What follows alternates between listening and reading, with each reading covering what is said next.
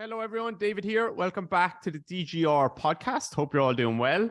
This is episode number 57. I'm going to do a solo podcast today. I'm going to talk a little bit about my kind of social media strategy, or our social media strategy for the year ahead for 2023. I did an episode like this, or the same as this, last year, at the start of 2022, and a lot of people said it was quite helpful for them. So I'm going to try and do something similar again, nice and short and sharp and off the cuff, to be honest. So I pretty much just sat down, pressed record, and here we go.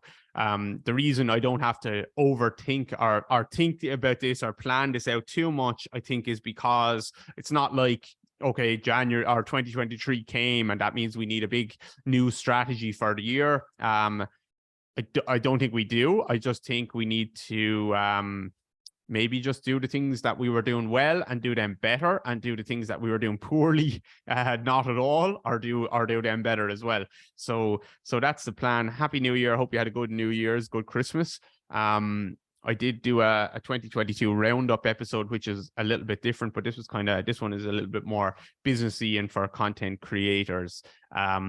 So which we kind of all are now, or at least we all kind of should be if you're looking to be a coach. Not if you don't need to be, but like you will be. The person who is doing that will be more successful, or at least will have more opportunities afforded to them. So I think, just to recap on 2022, our social media did grow quite a bit, or our Instagram did grow quite a bit in terms of numbers, at least in terms of followers.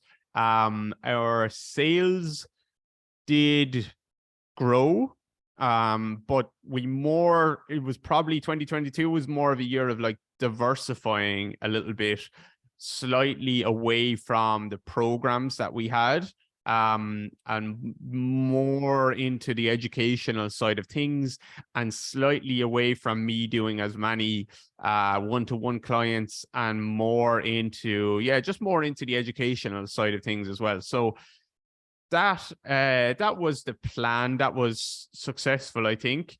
Or I know it was successful, and now this year we need to maybe refine our offer a little bit more, or our offers a little bit more, and be very clear around what we want to deliver to people. So I think the danger of running an Instagram like ours is not the danger, but the trap that you can fall into is, if you do like release a program, you can make some good money, very good money.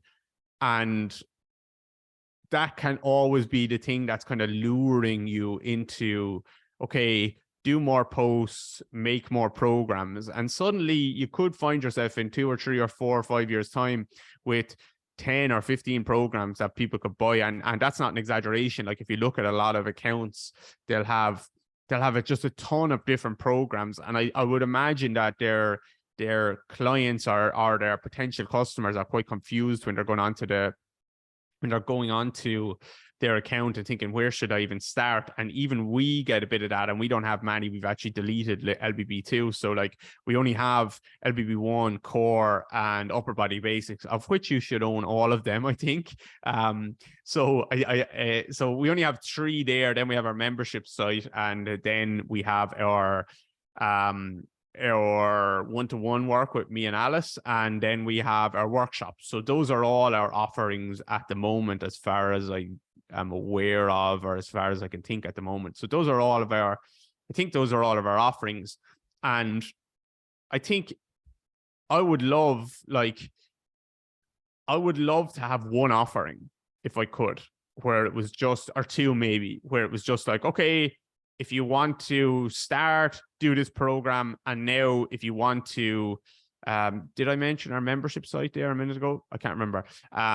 So the 3 programs, the membership site, the workshops, and then the one-to-one stuff. Yeah. So like, if you want to work with us, here's the program you could buy, or here's the course, and that's a very high ticket course or something like that.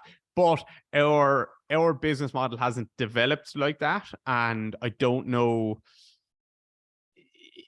no, I don't know, but it would be difficult to change it now, and potentially you could give up a lot of revenue by doing that. So I'm not quite there at the moment, but there is business models that I look at where they maybe have one low tier offer, and then they have just a high ticket offer, and that's it. And I like that is a good business model in terms of clarity around what you're trying to offer and what you're trying to sell. And so I'm trying to be better at that for the year ahead. So our followers did grow, our revenue did grow a little bit. I freed up some time to hopefully put that time into building this year now, pushing ahead this year and releasing some things, but not stressing myself out or anything like that. I've done that. I've burned myself out a little bit, and I don't want to fall into that trap again. So in terms of what I'll talk about in this episode, just quickly off the top of my head, really, I'll talk about like the type of platforms that we are on and that we're using, and how I think about the different platforms. And then I will dig more into Instagram as a platform and how I think about being successful on that. Okay. I think that's it. I think that's it. So in terms of platforms that we are on at the moment, we're on Instagram. It's our biggest one. It's our most popular one. It's the one I think about. It's the one I put time into. And that's not going to change for the year ahead. We are on this podcast. Obviously, I think the podcast has been a success. I think it does take a little bit of work. It does cost a little bit of money. But I think it's important, and I do enjoy it for the most part, doing the podcast. So I think we'll keep the podcast going. We might change it up a little bit, but we'll keep the podcast going. So we have our main social media, and then our audio is the podcast. I would say that the podcast doesn't get anyone new into your world. You're not going to be discovered through podcasting for the most part. I think, yes, if you're a big enough podcast, then what might happen is someone comes on, you invite a guest on, they come onto your podcast, and then they have a following, and some of their people that like them will listen to the podcast because they are on it, and then they will maybe listen to some other episodes, and that's how they will discover you. I don't know how much of that happens to us. I'm sure some of that happens to us, but I don't know how much of that happens to us. I would say that at least 90% of the listeners that listen to the podcast have been following me on Instagram and bought the programs and all of that stuff. So I would say mostly it's not about discovery. It's more about maybe building trust. And hopefully when you listen to me talking and all of that stuff, you spend some time with me, you go for a walk, and you hear how I talk about topics or whatever. And either you like it or you don't. But if you like it, then hopefully there's a bit of trust built, and that allows you to dive a little bit deeper into my work. So the podcast is very much for building trust. That's what I would say. And I think it's important for that. I don't think everyone needs to have a podcast or anything like that, but I think it is important if that's something that you need to think about, building trust.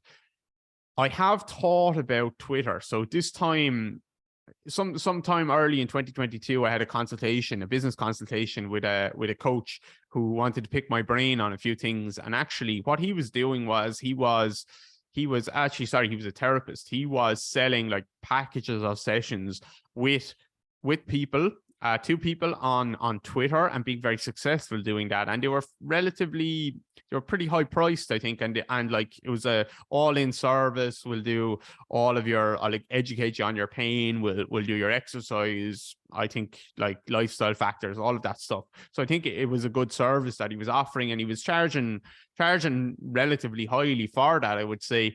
And at the time I was like, on Twitter, I was, what?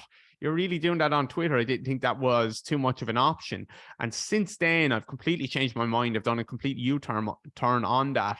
And I've seen Twitter, and I've seen how it works a little bit. And I think the potential to build a brand on there is way easier than maybe on Instagram. It's way less flooded, I would say.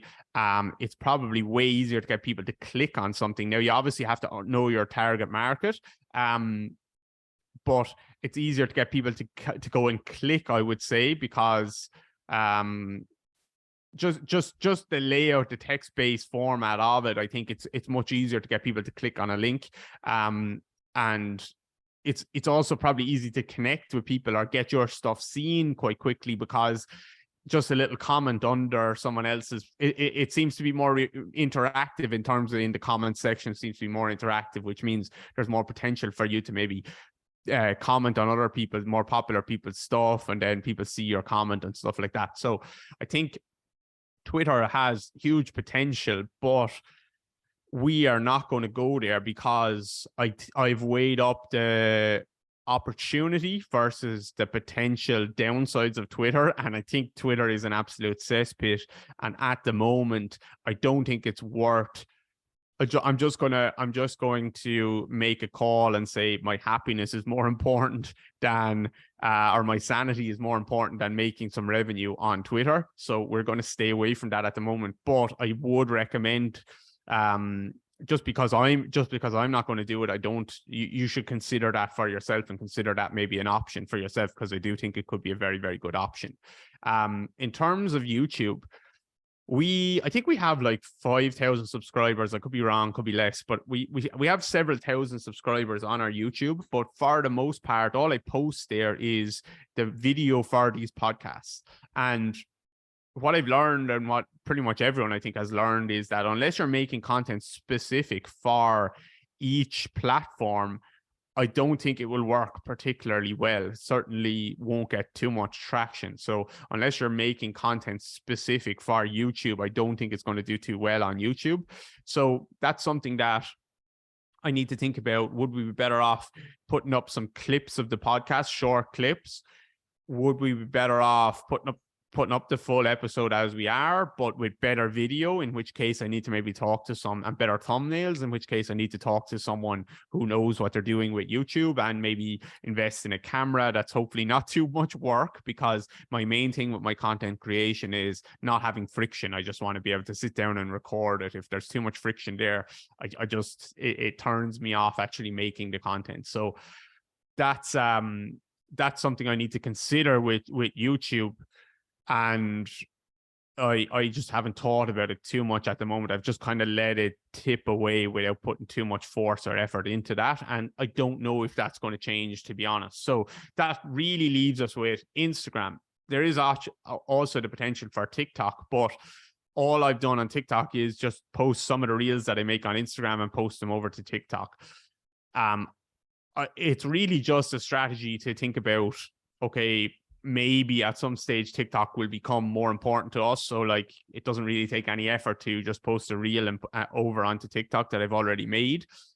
So just to have some kind of presence there. But because of the audience that's there, people are a bit younger, and just the way it is, the attention span and all of that stuff, I think it will be difficult to make any money over there. And so I'm not particularly concerned with TikTok at the moment.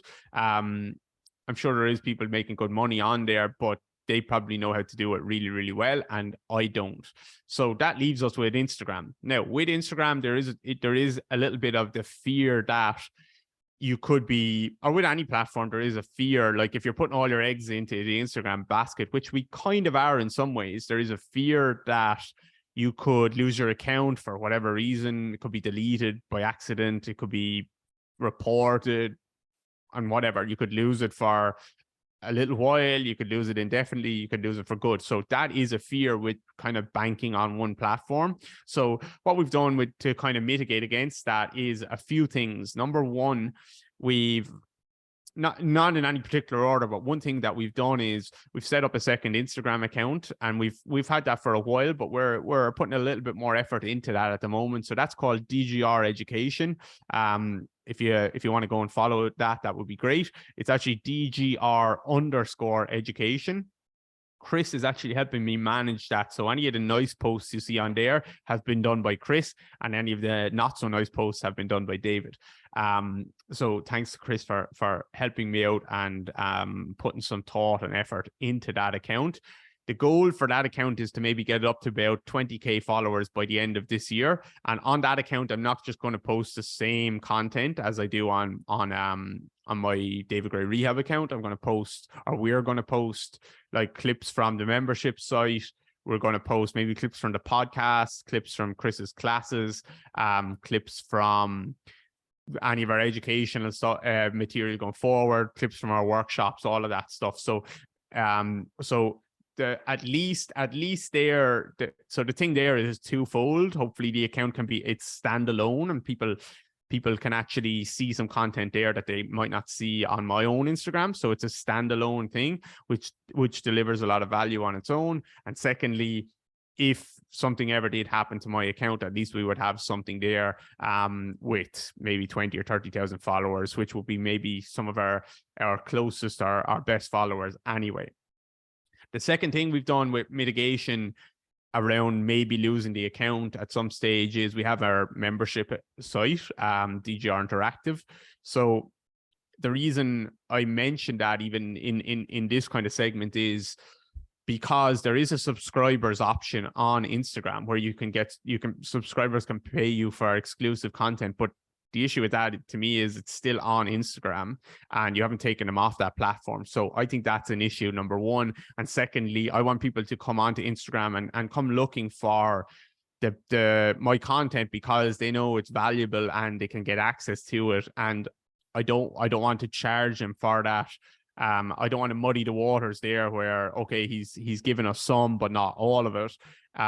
Whereas if they want the longer form videos or slightly longer, like 10 or 15 minute long videos, people would just go to the member site where we have 800 coaches and therapists. So I think that's done quite well. I think that's worked quite well for us in terms of, one, a revenue stream over there, and two, the mitigation of actually just being deleted. If we did lose our account, then we would still have all of those coaches and therapists over there to communicate with. So that's really important to us. What else? The other thing we've done kind of mitigation wise is our email list. So that's just been growing just kind of over the last few years as we went along. We haven't put a massive push into growing that specifically. I would like to do that this year. I would like to have a specific maybe lead magnet to go straight to the email list and get a lot more people onto the email list. So that's something that I need to consider this year. And between those kind of things, between having another Instagram account, which I don't necessarily recommend to people, I don't think you should spread yourself thin. We've just done it for, just to separate the content out a little bit, and then for the mitigation side of it. So we've done it for those couple of reasons.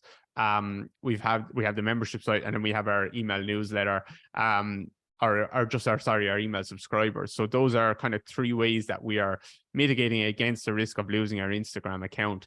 We haven't gone deep into Twitter, TikTok, or YouTube, and I don't think we will this year, to be honest. So in terms of then what's worked on Instagram specifically this year or over the last 12 months, in this episode last year, I said that I wanted to do maybe 2 reels a week and 2 regular posts a week, maybe like a carousel post. We definitely hit that target. We easily hit that target. I probably did like 1 every day some weeks. I did only 2 in a week some weeks, but mostly I did probably 5 to 6 posts, 5 posts a week, I would say, on average. So I think that was a success, and there's no doubt about it that consistency of posting is going to be successful. If the posts are any good at all, then consistency is your friend on social media. So that shouldn't be a surprise to anyone. I'll talk about kind of what I've noticed with reels. I actually have noticed that recently, over the last couple of months, the carousel posts have become way more popular again with the swipey ones, maybe because everyone is now doing reels, and so those posts stand out again. But what I will say is reels, and hopefully this isn't new to people either, but reels are for reach. If you use reels, you're going to get a lot more followers. You're going to get a lot more views from non-followers on those reels. So I still use reels for that. I'm not expecting to get 100 comments on a reel from my current followers. You might get some from non-followers, and you might get some from your followers as well, but I'm not expecting, like, if the reel gets a ton of reach but doesn't get a ton of comments and stuff like that, it's really not the end of the world for me.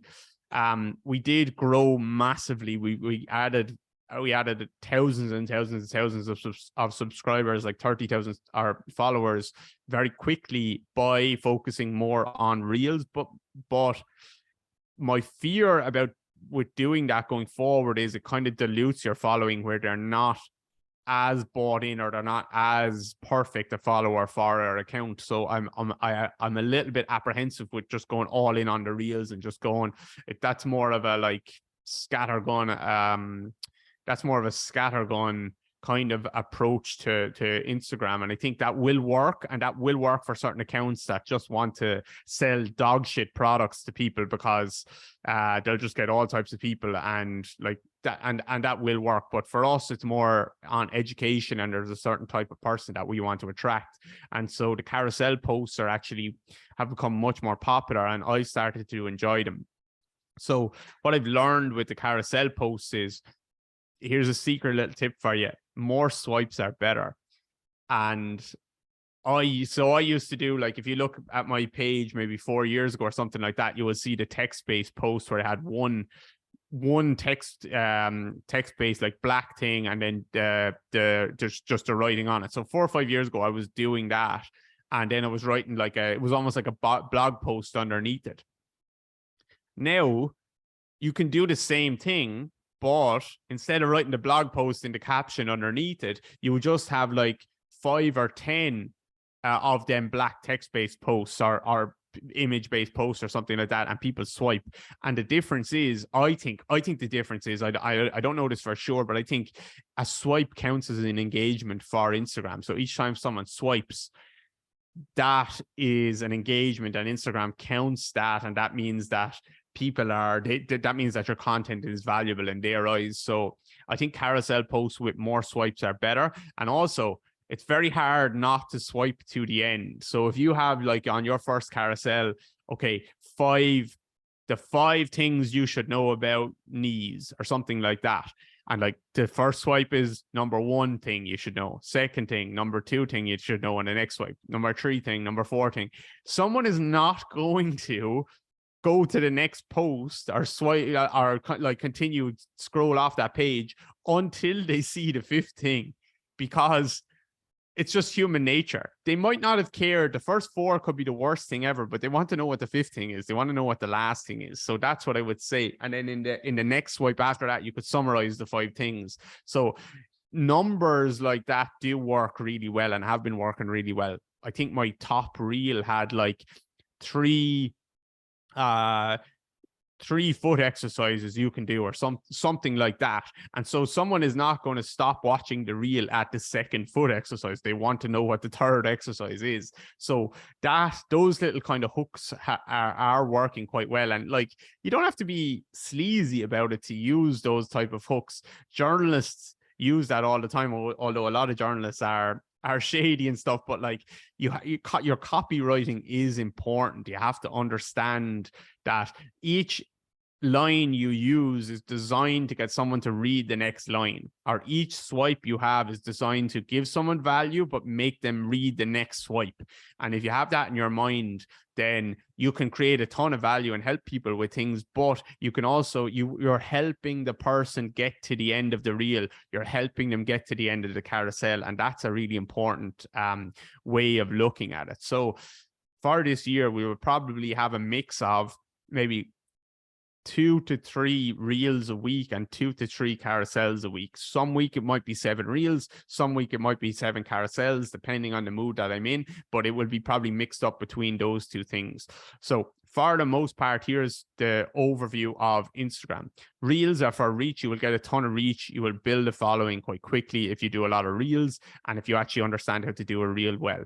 Doing a reel well for me is about having something that grabs someone in the first couple of seconds and then helping someone get towards the end of the video, which is maybe like 3 things for this or 3 exercises for that or whatever. So that type of thing. Obviously, changing camera angles every 2 to 3 to 4 seconds works really well. Depending on the type of person you are, you might not want to do that. I was definitely, when I started making reels, I was rushing it. I was like, if I was doing a voiceover of it, I was like, okay, so for your shin, you want to get this internal rotation that will unlock your pronation. Now I just relax. I'm not trying to make the reel too fast. At least the audio side of it. Visually, you more camera angles are better, but in the audio, you can slow down and relax. People are actually now watching slightly longer reels again, in my mind, okay? Or at least maybe that's, or maybe that's just because I've changed it to that way, but I would say you can relax, but visually you can change things up a little bit quicker, okay? So that's what I would say. The reels are for the reach. The carousels, you're going to get a lot more engagement on them. This isn't always. Now you can have a lot of engagement on a reel, but the carousels, the educational side of things, you're going to get a lot more engagement for the most part. And then in the stories, that's where you sell stuff. Get people to watch your stories, and then obviously you can put a link in there and people will buy something from you through there. I try to make sure in my stories that I do have some value. So sometimes you will, or actually a lot of the time, you will see in my stories that I put up a video of an exercise or me coaching a client through something. I might not give you the full visual all of the time. A lot of the time I like hide stuff or I mute a part of the sentence that I'm saying. That's just to keep people engaged, and also to kind of screw with some people, because there is some people, like you, obviously you can see who watches your content, and there is some people who watch and have watched every single thing I've done for the past several years, but God damn it, they will not click like on a post or comment on a post or anything like that. So they want to pretend that they're not seeing everything, but they're watching everything I do. And that is like, it's just the way social media is. Some people just want to pretend that like they don't like you, or maybe, sorry, they definitely don't like you, but that they don't think your stuff is valuable or whatever, but they can't take their eyes off it. So sometimes I do things to fuck with them types of people. But mostly I just want to give value on a post or on my stories, so that people, like, they know I will put up a sales thing on my story. Everyone listening knows I will put up something that says go and buy whatever at some stage during the day, or definitely during the day. I will put up something, but I want to give them no choice but to watch the story, because I will also put up something really good, hopefully at some stage every day on that, and something that they're like, oh, like, I would like to know a bit more about that, or what's he doing there, or trying to figure it out, or not even trying to figure it out, or just giving pure like, okay, look at this thing, so this is helpful for you. Okay, so I think if you're selling on your stories, which you should be, you need to have something valuable on your stories as well for people as well. And also stories are for where you can have a bit of fun. You can just put up a picture of Roxy, a video, whatever. You can talk shit on your stories. Really recommended to just talk shit sometimes on your stories about whatever you're doing in your day. And some people, that's where you can just relax and be yourself a little bit more. Okay, so stories for sales, carousels for engagement, carousels for kind of education and engagement, and then reels are for reach, very much so. So that's what I'm thinking about with our social media for this year. I want to be consistent with it. And the thing that helped me the most in 2022 with growth and being consistent was I changed my mind from, and some people will hate when I say this now, I kind of changed my mind from like sorry. Yeah, I kind of changed my mind from I'm a coach or I'm a therapist a little bit. And I changed my mind to, this is on purpose now, I changed my mind to I'm a professional content creator. And of course, I'm not a professional content creator necessarily. And of course, the thing that I like doing the most is coaching movement, working with movement. But when I also had that separate thing in my mind of I'm a professional content creator, because if you were a professional footballer or you're a professional rugby player or you were a professional accountant, you were whatever, right? A professional, you couldn't just say, I couldn't be arsed doing my job that day. So in my mind, I said, okay, like when I don't really feel like it, and I didn't enforce this 100% on purpose, but when I don't really like, I couldn't be arsed just posting something today. I then had the thing of, well, I thought you were a professional, and professionals don't miss days. They do things even when they don't feel like doing things. I did that with sport. I didn't miss training when I was playing my sport. Some days you didn't feel like going, but you went anyway. So I tried to take the same mindset into my content creation and think, I'm a professional content creator. When I sit down and I get it done. And it's because it's a big part of my job to actually do that. So that's a mindset that has helped me this over the past probably more 6 months. I started to think about it that way. And I definitely was more consistent, and we definitely had a lot more growth when we did it that way. So that's the plan. Hopefully that was some way helpful for you. What I would say is don't just do any of this stuff because I said it or anything like that. Think about what you think will work best for you and what you can be consistent with. And all I know for sure is if you want to make more money on social media, I know this for a fact, doing more posts will work. So like that will 100%. I could talk about all the tactics, do this with your reels, do this with your carousels, do this with your stories, do blah, blah, blah, blah, blah. Make sure you change your camera angle. But what I know for sure is doing more will work. But you need to understand, or you need to have a conversation with yourself. Do I really want to do more? And can I do more? And is it sustainable to do more? And all of those things. So like, but having said all that, more will work. 100% it will work. That's the only thing I know for sure. So, and that's the only thing I know for sure in life now for the most part is you do more of the things that work. And that doesn't mean the most amount. That doesn't mean I need to do 100 times more. It could just mean a little bit more. So like if having a conversation with your friend makes you feel good and you only do that once a month, then maybe you should do that once a week. Doing more of just identifying the things that work and doing a bit more of them is the most obvious thing in the world, but we're always looking for the fancy new thing. What I'll say for sure one last time is doing more of what works for you will work, but you have to decide, do you want to do more or not? Okay. So I've found how much I kind of want to do, and I don't want to do a whole lot more. That's why I'm not going into the Twitter side of it right now. But I know for sure, if you ask me, if you needed to make more money this year, what would you do? I would just say I'm doing more of what I already do. I wouldn't try and do all these fancy things. I would just do more of what I was already do, easy, and that would work. Okay, so I hope you have a good year. I hope that was helpful, or a great year, I should say. I hope that was helpful. Always remember that, like, this isn't a zero-sum game.